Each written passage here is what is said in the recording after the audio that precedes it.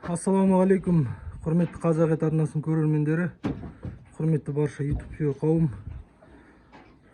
Ағайындар, қазақ ет арнасының көрермендері, менің видеомды күтіп жүрген ағайындар, айып етпеңіздер.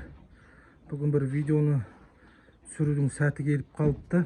Қуаныштымын өзімде, Аллаға шүкір. Каналымды балалар аккаунттан шығып кеткен ғой. Содан әрең кірдім аккаунтқа. Двухэтапный аутентификация дейма, в общем, әрең кірдім. Паролін жазып бірнеше күн. Айып етпеңіздер, видео салуыма кеткеніме. Осы 2 күн болды.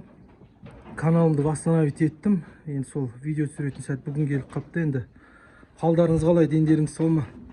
Видеоны көрместен бұрын каналға тіркеліңіздер, лайк басыңыздар, комментарий жазыңыздар. Біздің жылқыларымызда тұр бордақыда. Өзгерістер де жаман емес. Жүндері түсіп, түлеп, жылтырақ келе жатыр. Енді біздің қораға келетін болсақ, біздің универсальный қора ғой бұл енді. Летний қора, қысқы қора айдай береміз ғой. Аллаға шүкір. Міне бұқаларымыз әлі тұр. Бұқаларды сатқан жоқпыз. Күн бүгін ыстық. 30 градустан асып тұр. Міне мына жерді ашық қойдым осылай. Содан кейін шөптерді әр жаққа жылжыттым. Мына жердің бәрін босаттым ғой, бірауыздан айтқан. Шөптер әне ана жақта тұр. Мына боқтың бәрін трактормен тазалайтын боламыз, Алла амандығын берсе. Қорамыз осындай бір әулиекөл шата бұқа әкеп қойдық. 6 айлық, 6 ма 7 айлық па сондай. Біздің ақбастарымыздың өзгерісі жаман емес. Енді сіздерге бірден білінетін болады, көтерілді ма, қалай болып жатыр дегендей. Күйлері жаман емес, Аллаға шүкір. Жылтырап, ивермектерін егіп, қышынбайды қазір. Өздерін тамаша сезініп тұр бұқалар. Енді қорада ыстық болған, мына жерді ашық қойдық, сквозняк. Әрі бері бұқалар тамаша өздерін қолайлы сезінеді. Мише. Тұр. Тұр.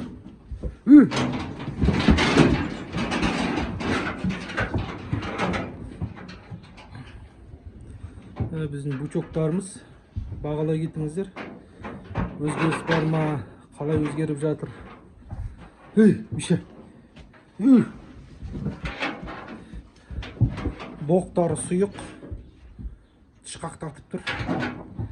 Өйткені арқалар бәрі ішіне сіңген. Қазір помой жеп жатыр ғой, білесіздер. Осы июньнің 15-іне дейін жейді. Мына бұқалар кіргенде қандай болатынын білесіздер. Қазір қандай өзгерістермен тамақ ішіп тойып жатыр. Айып етпеңіздер, жоғалып кеткеніме сондай бір келеңсіз жағдай болып қалды. Сол жағдайдың алдын алып видео түсіріп реттеп жатырмын. Міне. Жақсы шүкір семіріп келеді, қабырғалары көрінбейді. Түлеп жақсы болды. Қара болып келе жатыр. Міне біздің дөненімізде. Білесіздер міне. Алдыңғы аяғында тума осындай бар ғой. Соны не істесе болады, комментарийға жаза кетіңіздер. Осыдан ба. Бұл енді қазақ емес, бір нәрсе бұл енді. Тұрысы бәрі әдемі енді. Су жорға вообще шаппайды, таза жорғалайды. Енді аяқ осындай болып тұр енді, Алла қаласа. Бұл енді көреміз. Сойылатын мал ғой бұл енді. Бұл не мінілмейді, не үйірге қосылмайды дегендей жағдай ғой. Міне біздің көктегініміз жақсы оңалып келе жатыр. Қабырғалары бәрі көрінбей жақсы болып келе жатыр. Жем сіңіп келе жатыр. Бұқамызды бағалай кетіңіздер, салмағын бере кетіңіздер. Өзгеріс қалай? Сол енді біздегі өзгерістер осы. Бүгін бір видео салатын шығармын. Және де бізде бір тағы айтып кететін жағдай, ауылдамын ғой мен. Видео салу өте қиын. Загрузкасы өте ұзақ болады. Загрузка болмай болды ғой. Бір ауызбен өткен кезде загрузкасы болмай болады. Аяғы ілініп қапты, аяғын шешіп жіберейін. Көтеріп тұрады. Көтер. әрдайым жылқының аяғын көтерерде шынашақтан ұстап көтересіздер. Сол кезде жылқы аяғын көтереді. Өйстіп алып тастайсыздар.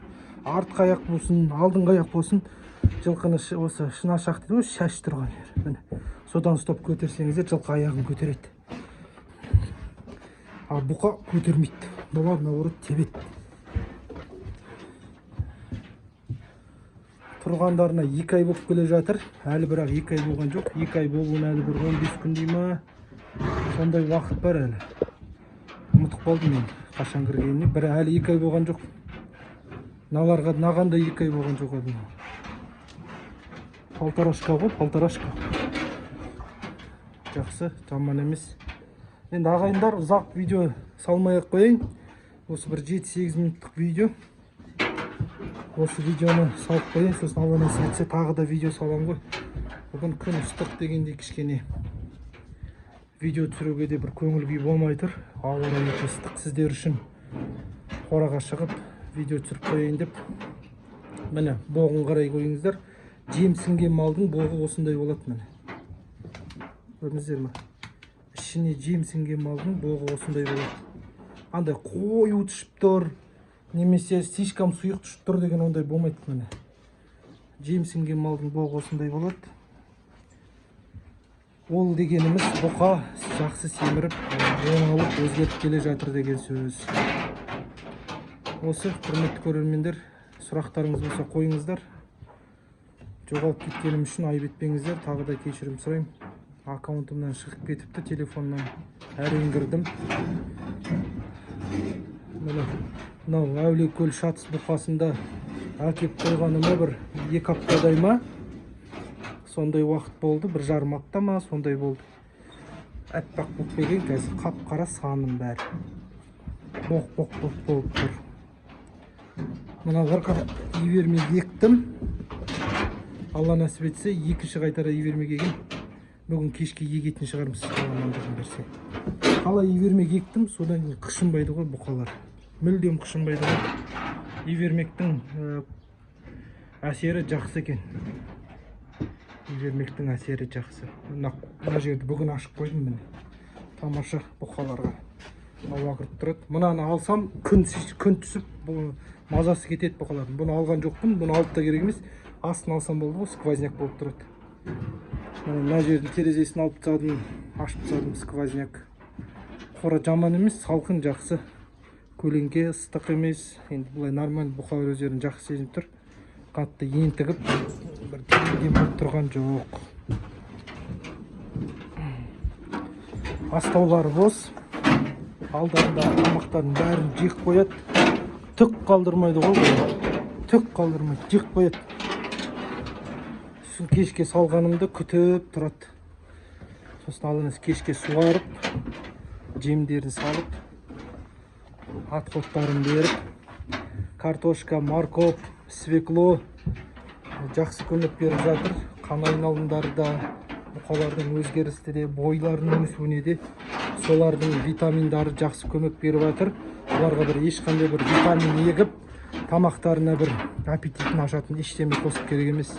Аппетиттары бәрі жақсы, өзгерістері бәрі жақсы. Ал құрметті көрермендер, келесі видеода кездескенше аман сау болыңыздар. Каналға тіркеліңіздер, лайк басыңыздар, комментарий жазыңыздар.